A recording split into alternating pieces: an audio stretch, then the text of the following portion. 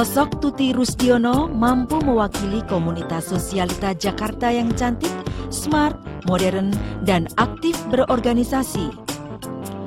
Aktif di Yayasan Wanita Indonesia Tanpa Tembakau sejak 1995, perempuan bernama lengkap Nusandari Retno Widyastuti ini menjabat sebagai Ketua 4 Komisi Nasional Penanggulangan Masalah Merokok periode 2003 hingga kini. Dan sebagai aktivis yang banyak bergerak di bidang sosial, Tuti punya pandangan sendiri tentang arti kecantikan. Cantik itu satu hal yang kompleks, mungkin ya, nggak hanya dari luar aja kelihatan cantik, ya mungkin inner beauty juga membawa pengaruh yang lebih besar lagi. Mungkin kita juga harus yang kind and heart gitu ya, tapi tetap kalau kita udah merasa umur kayak saya, kayaknya tetap harus berusaha supaya tetap cantik dong. Jadi tetap harus memelihara makanan yang dimakan, dikonsum apa, harus menjaga kulit supaya tetap cerah, harus olahraga, terus tetap kelihatan cantik juga dari luar, tapi tetap inner beauty is more important.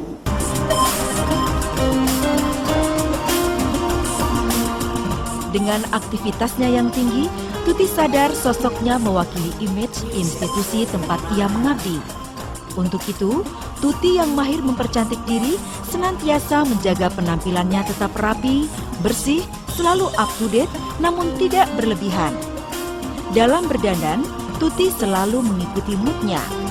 Koleksi busananya yang variatif memungkinkan Tuti untuk tampil serasi dalam tiap kesempatan. Mungkin saya tuh termasuk orang yang bisa berubah kali ya. Ada saat saya pengen kayak gini, kayak rada heboh gitu. Terus, tapi lagi mood saya lagi seneng gitu. Saya jarang loh pakai kayak gini, itu udah mungkin 2 tahun saya nggak pakai gitu. Tapi tiba-tiba saya seneng pakai. Jadi lagi pengen heboh. Terus tiba-tiba mood saya juga lagi santai gitu. Saya juga bisa saya naik motor gitu. Saya dari rumah ke tempat anak saya gitu. Anting selalu pakai meskipun cuman yang roll kecil gitu.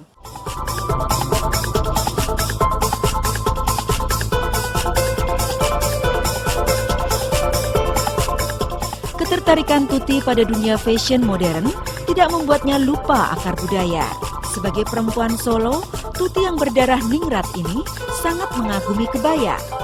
Menurutnya, meski berpotongan simpel, kebaya membuat ia tampak makin cantik, anggun, dan tetap stylish sesuai usia. Kebaya juga merupakan identitas perempuan Indonesia yang sesungguhnya. Dan dengan pembawaannya yang anggun, Tuti selalu punya nilai lebih dalam hal penampilan.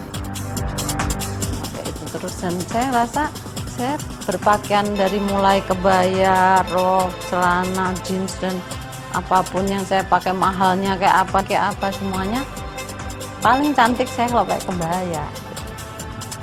Karena emang rasanya emang udah dari sananya tuh orang Indonesia, orang Jawa lah ya, kalau saya emang paling bagus tuh pakai kebaya. Dan sampai sekarang saya pakai kebaya itu kok nggak sulit, kayaknya gampang aja gitu, karena saya juga diajari itu saya.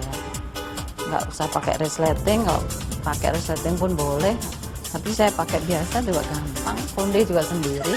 Dia sangat paham dan sangat mengetahui what looks good on her ya, dan sangat pandai memadu-madan, mix and match. Karena dia mengenal betul dirinya siapa, badannya kayak apa, jadi dia sangat confident kalau saya lihat dalam berpakaian. Dan juga dalam hal aksesoris, saya lihat dia sangat pandai memadukan aksesoris. Misalnya dia sering pakai belt, buckle ya, kalung-kalung gitu yang modern aksesoris maupun yang fine jewelry. Dan menurut saya dia juga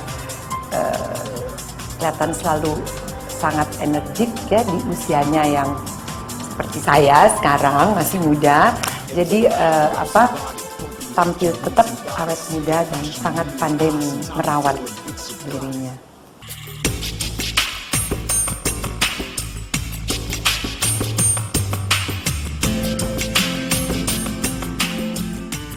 Olahraga merupakan kegiatan yang tak pernah lepas dalam kehidupan Tuti. Maka tak heran jika di usianya yang memasuki 56 tahun kini, Tuti punya kondisi tubuh prima, bugar, energik, dan wajahnya tetap awet muda. Selain mengikuti body language, pilates, dan tenis, Tuti juga gemar bermain golf. Ia bahkan pernah meraih juara kedua golf turnamen Bukit Pelangi Golf Club tahun 2002.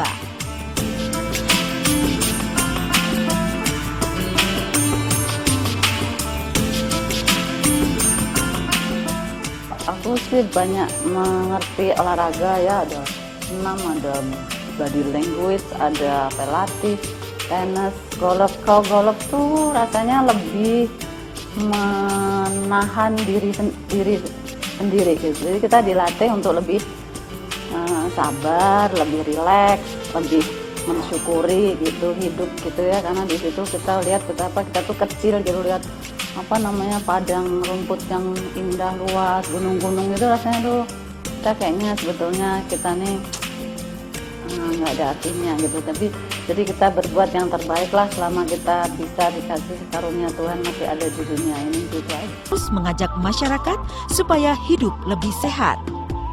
Saya sebelumnya dikenal sebagai seorang yang selalu cerewet mengenai bahaya merokok ya.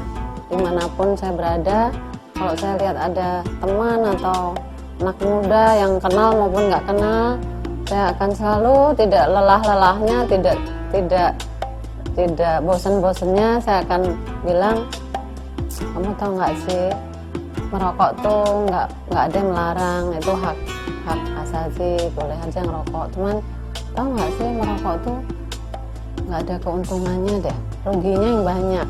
Kita tuh hidup kayaknya mesti mengutamakan kesehatan ya.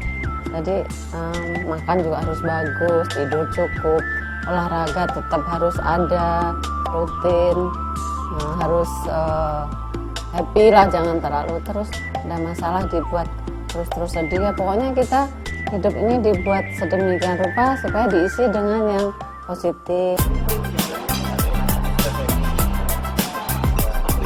Bersama rekan-rekannya di Yayasan Wanita Indonesia Tanpa Tembakau, Tuti yang juga menjabat sebagai Ketua 4 Komnas Penanggulangan Masalah Merokok, banyak bekerja sama dengan berbagai pihak. Melalui program-program yang sifatnya edukatif, Tuti berupaya meningkatkan kesadaran masyarakat akan pentingnya hidup sehat tanpa rokok. Dedikasi Tuti selama puluhan tahun agaknya memposisikan Tuti sebagai aktivis sosial yang dihormati dalam komunitasnya. Ibu Tuti merupakan ketua pertama ya, berturut-turut lama sekali deh pokoknya saat itu. Dan kekuatan Bu Tuti adalah mengkapitalisir kemampuan yang ada di sekitar Ibu Tuti, baik itu pertemanan, institusi-institusi lain yang dapat membantu dengan informasi yang besar seperti itu, menjadi suatu yang bersinergi dan bekerja dengan sangat indah dan menyenangkan. Dia sebagai WITT bersungguh-sungguh betul di dalam bekerja. Mbak Tuti membawa satu misi untuk kita hidup lebih sehat, untuk tidak pakai tembakau. Sosoknya itu bisa mempengaruhi with the gesture, dengan body language-nya, bahasa tubuhnya, dengan cara dandannya, lalu dengan prestasi-prestasinya. Nah, itu cocok Mbak Tuti, dan kalangannya itu banyak sekali. Jadi seorang pemimpin itu juga harus punya network yang luas, dan Mbak Tuti punya network yang luas. Kemampuannya untuk menggalang teman-teman, dan dia bekerja secara sungguh-sungguh, saya lihat itu diperlihatkan oleh seorang Tuti Rustiono.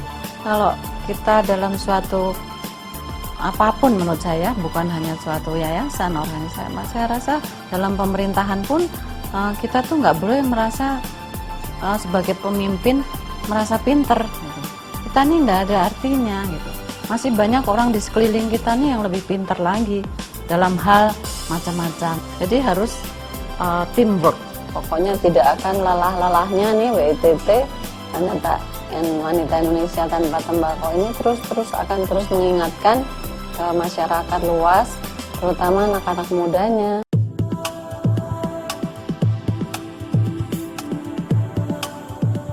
Meski sibuk berorganisasi, Tuti masih menyediakan ruang untuk berkreasi di bidang seni. Sejak tahun 1986, Tuti menekuni seni lukis dan rajin berpameran. Menggunakan nama Nusandari, Tuti yang aktif di Yayasan Seni Rupa Indonesia telah menghasilkan lebih dari 200 lukisan. Menguasai teknik melukis menggunakan cat air, krayon, arang, dan cat minyak, Tuti banyak mengangkat tema bunga, perempuan, dan kehidupan ibu dan anak. Bagi Tuti, melukis juga menjadi sarana pelepas stres. Itu kayak terapi ya menurut saya.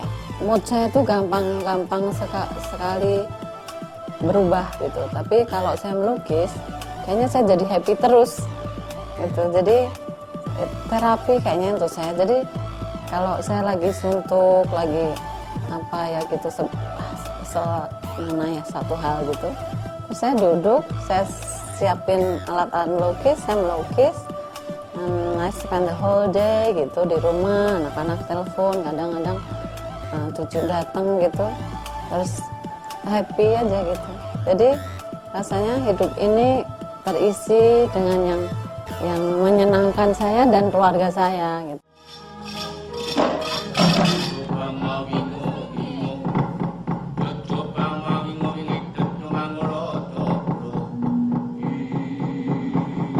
Dunia seni dan budaya agaknya merupakan bagian yang tak terpisahkan dari Tuti. Sejak kecil, Tuti memang digembleng bermain piano, gamelan, menari, dan wayang. Tahun 2006 lalu, Tuti ikut menggagas sekaligus ikut membintangi pagelaran wayang orang di Gedung Kesenian Jakarta.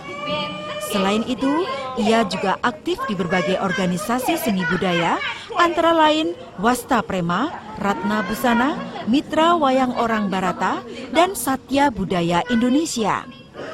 Tuti berharap aktivitasnya dalam dunia seni bisa memberi makna dan manfaat positif bagi generasi muda.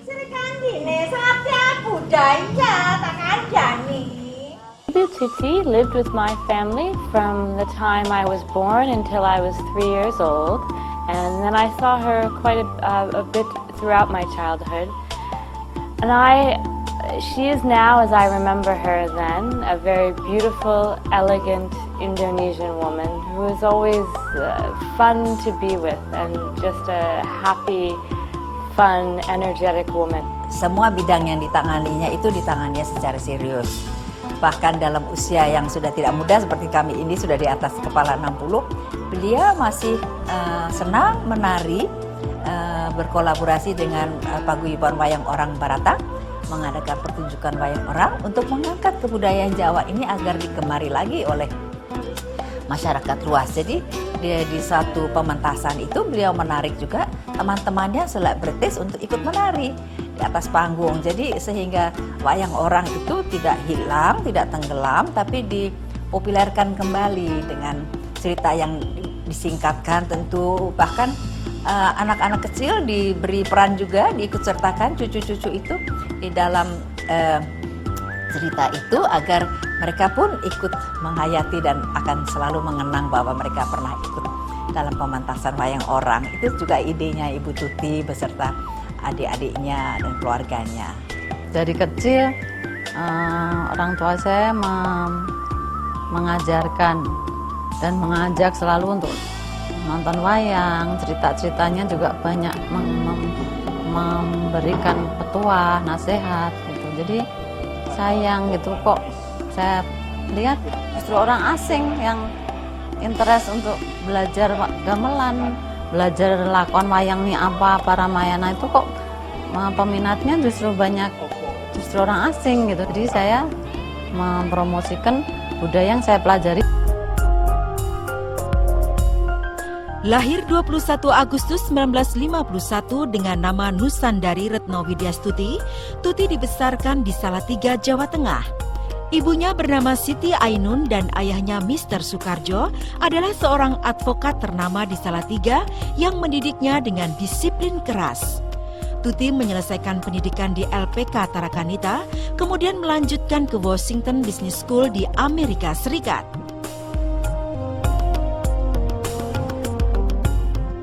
Waktu zaman sekolah ya, saya tuh kalau cerita sama anak-anak suka nggak percaya. Naik sepeda tuh yang bisa dari Solo ke Pengging tuh berapa ya? 20 kilo, 25 kilo, mungkin lebih. Naik sepeda, bolak-balik berarti udah 50 kilo ya. Les juga gitu kan. Dulu kan ayah saya harus bisa main piano, harus bisa nabuh gamelan, harus bisa nari. Jadi seminggu kan lesnya banyak. Itu juga udah harus dilihat jam, nanti kita jalan ke tempat les itu, naik sepeda ke sana, pulang kehujanan gitu. Terus misalnya waktu sekolah di Amerika, duitnya pas-pasan gitu. Terus harus ngitung sen per sen, dolar kan harus itu koin aja dihitung gitu. Tapi seneng aja gitu loh, nggak pernah. Kerja saya tuh juga sampai malam gitu di drugstore gitu ya, jadi kasir. Pernah sampai dirampok, ditodong testol gitu, tapi jalanin aja gitu.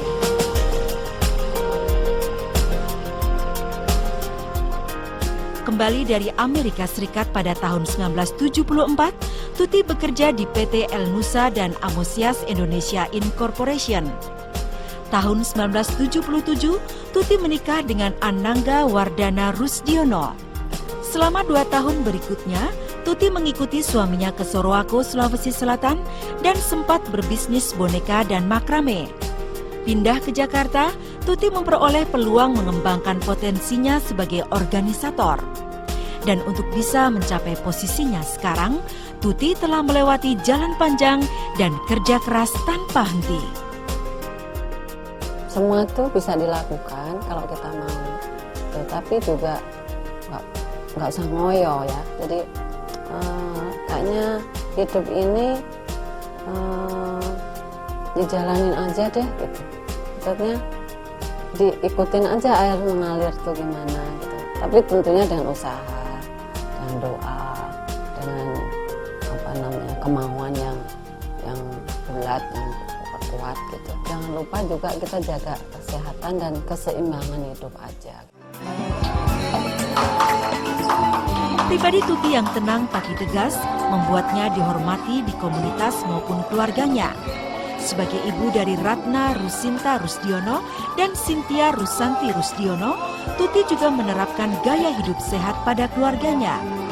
Mulai dari pola makan, olahraga teratur, dan gaya hidup sehat yang jauh dari rokok. Di mata anak dan keluarganya, Tuti merupakan sosok panutan yang membanggakan. Dia adalah seorang wanita yang penuh dengan inisiatif, ingin membuat keluarganya selalu berbahagia, selalu dekat.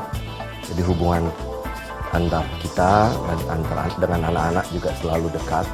Dia sangat peduli dengan pendidikan anak-anak, dan memang selain konsentrasi dia untuk keluarga, dia juga melakukan kegiatan-kegiatan lain yang berguna untuk masyarakat, tapi juga masih berkaitan dengan kehidupan keluarga. Saya bersyukur bahwa dia bisa memerankan peranan antara seorang ibu dan peranan seorang wanita di masyarakat. Ya. Keseimbangan itu yang bisa dicapai. Dari sosok ibu saya banyak belajar bahwa semua itu harus seimbang. Jadi seperti ibu kan sibuk sama keluarga juga berarti, tapi dia selalu menyeimbangkan antara kepentingan keluarga juga untuk apa yang dia selalu aktif untuk bekerja di organisasi. Dan kita kan anak-anaknya juga udah gede, saya sibuk sendiri, kakak saya juga udah berkeluarga, jadi kita sih selalu support aja ya. Sekarang saya merasa saya dikaruniai Tuhan yang luar biasa dengan keluarga yang bahagia, suami, anak-anak, cucu kayak begini. Saya juga bersyukurnya betul-betul udah nggak bisa saya sampaikan dengan kata-kata, tapi yang penting menurut saya dalam hal apapun anak-anak saya bilangin bersyukur.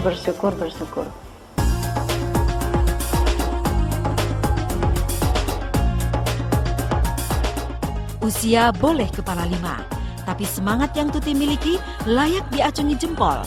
Sebagai aktivis sosial sekaligus istri dan ibu dari 2 orang anak, Tuti yang sudah dikaruniai 2 orang cucu ini tak kesulitan membagi waktu antara aktivitas sosial dan rumah. Pencapaian dan kemampuan Tuti menjalankan misi yayasan dan organisasi tempatnya mengabdi membuat kehadiran Tuti punya arti penting bagi masyarakat.